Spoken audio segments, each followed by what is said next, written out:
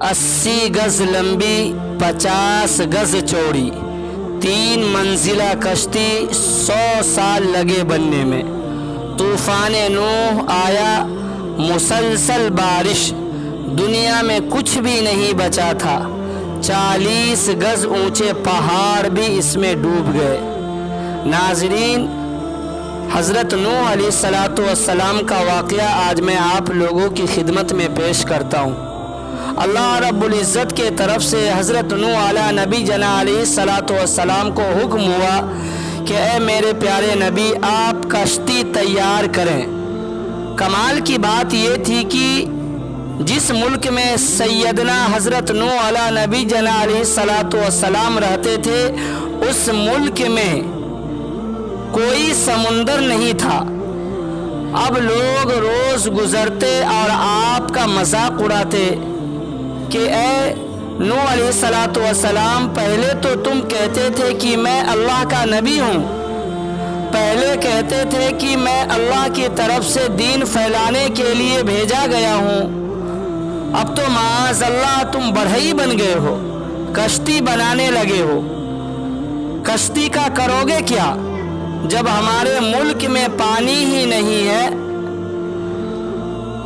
حضرت نوح علیہ السلام نے لوگوں کو بتایا کہ ہمارے رب کی طرف سے حکم ہے، لیکن لوگ پھر بھی مذاق اڑاتے رہے۔ حضرت نوح علیہ نبی جنا علیہ السلام کشتی بنانے سے پہلے آپ ساگوان کے درخت کو اگائے اور 100 سال لگے ان درختوں کو اتنا بڑا ہونے میں جتنی لکڑیوں سے کشتی مکمل کی جاتی۔ سب سے پہلے حضرت نوح علیہ نبی جنا علیہ السلام درخت اگائے، پھر اس کے بعد 80 گز لمبی اور 50 گز چوڑی آپ نے کشتی بنائی۔ اچھا، کشتی بھی ایک درجہ نہیں تھا، یعنی ایک فلور کی نہیں تھی، وہ 3 منزلہ کشتی تھی۔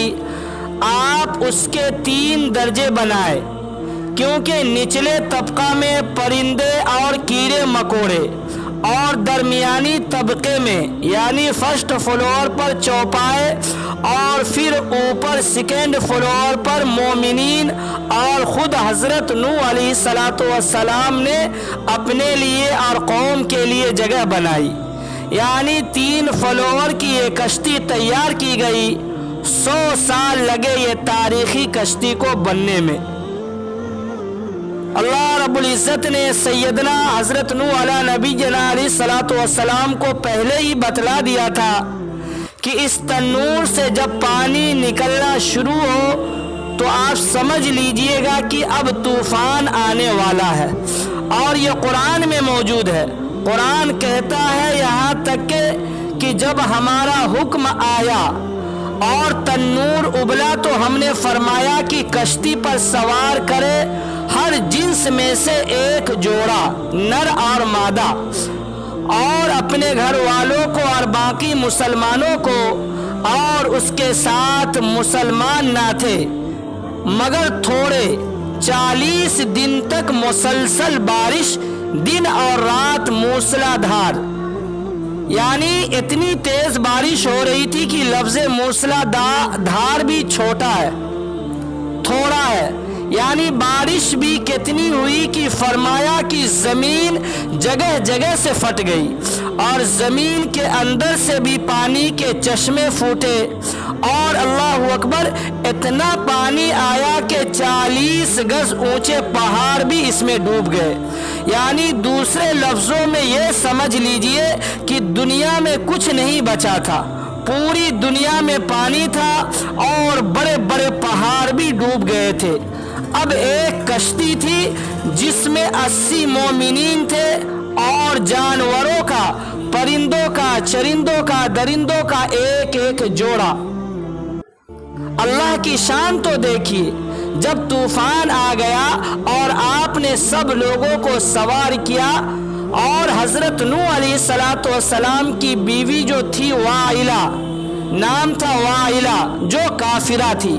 حضرت نوح علیہ السلام اللہ کے نبی ہیں اور بیوی کافرہ، اور آپ کا ایک لڑکا جس کا نام کنعان تھا، یہ دونوں شخص کشتی میں سوار نہیں ہوئے اور یہ دونوں طوفان میں غرق ہو گئے، ساری دنیا غرق ہو گئی۔ پانی اور موجیں کیسی تھی؟ قرآن بتاتا ہے وَهِيَ تَجْرِي بِهِمْ فِي مَوْجٍ كَالْجِبَالِ، اور وہ انہیں لیے جا رہی تھی ایسی موجوں میں جیسے پہاڑ جیسی موجیں تھی۔ اور ایک کشتی دنیا میں ہے جس میں 80 ایمان والے ہیں اور وہ 2 تھپیڑوں کے ساتھ وہ کشتی چلتی جا رہی ہے۔ حضرت نوح علیہ نبی جنا علیہ الصلوۃ والسلام کی کشتی چلتی رہی۔ میں آپ کو بتا دوں کہ حضرت نوح علیہ الصلوۃ والسلام کی کشتی 6 مہینے تک یہ کشتی اسی طرح پانی میں چلتی رہی۔ سنو، اس وقت جو خانہ کعبہ کی زمین تھی نہ یہ کشتی وہاں بھی پہنچی، اور کعبہ مشرفہ کا 7 بار اس نے چکر بھی لگایا۔ اب اس کے بعد یہ کشتی ایک پہاڑ پر رکی۔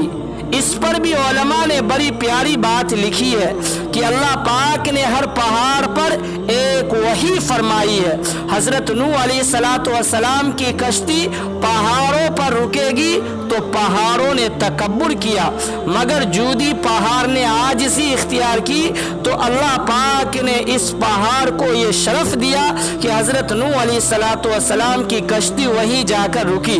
اب اللہ پاک کی طرف سے یہ حکم دیا گیا زمین کو کہ اے زمین، جتنا پانی تجھ سے چشموں کی صورت میں نکلا ہے تو سارا پانی پی لے، اور اے آسمان تو اپنی بارش بند کر دے۔ اب پانی گھٹنا شروع ہوا، طوفان ختم ہوا۔ اللہ کریم نے حضرت نوح علیہ الصلوۃ والسلام کو حکم دیا کہ اب آپ کشتی سے اتر آئیے۔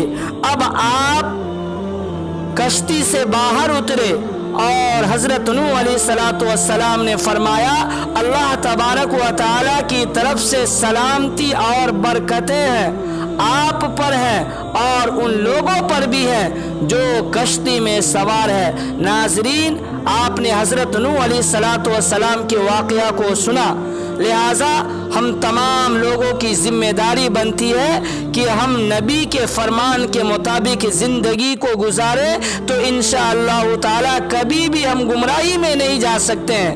اللہ کا حکم ہے کہ جو نبی کی اطاعت کریں گے گویا کہ اس نے میرا بھی اطاعت کیا، اس لیے ہم تمام لوگ نبی صلی اللہ علیہ وسلم کے حکم کے مطابق زندگی گزاریں گے تو انشاءاللہ تعالی اس میں ہمارے لیے بڑی کامیابی کی بات ہوگی۔